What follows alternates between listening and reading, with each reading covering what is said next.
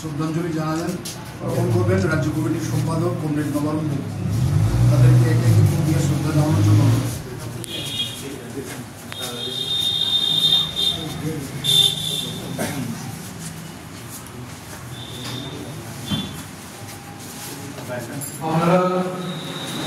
আমরা দুদিনের রাজ্য কমিটির একটি বিশেষ আজকে কি বিষয়ে আপনাদের কর্মসূচি?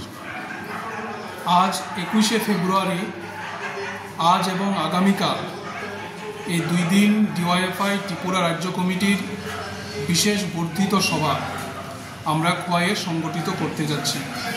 মূলত এই সময়ে আমাদের রাজ্যের এবং দেশের যে রাজনৈতিক পরিস্থিতি, এই রাজনৈতিক পরিস্থিতির মধ্যে দাঁড়িয়ে যুব আন্দোলনকে কিভাবে আমরা আরও সম্প্রসারিত করতে পারি, এবং বিশেষ করে এটা সকলেরই জানা যে এই সময়ের মধ্যে দাঁড়িয়ে আমাদের রাজ্যের যুব সমাজের সামনে কর্মসংস্থানের একটা ভয়ঙ্কর সংকট, তার সাথে নেশার করাল গ্রাসে যুবদের ভবিষ্যৎ আজকে বিপদগামী হচ্ছে।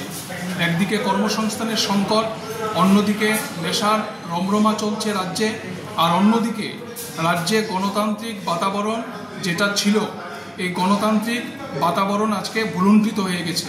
ফলে এই পরিস্থিতির মধ্যে দাঁড়িয়ে আমরা আগামী দিনে এই রাজ্যের যুব আন্দোলনকে আরও বেশি শক্তিশালী এবং ক্ষুরোদার করার লক্ষ্যে আমরা আন্দোলন কর্মসূচি গ্রহণ করব।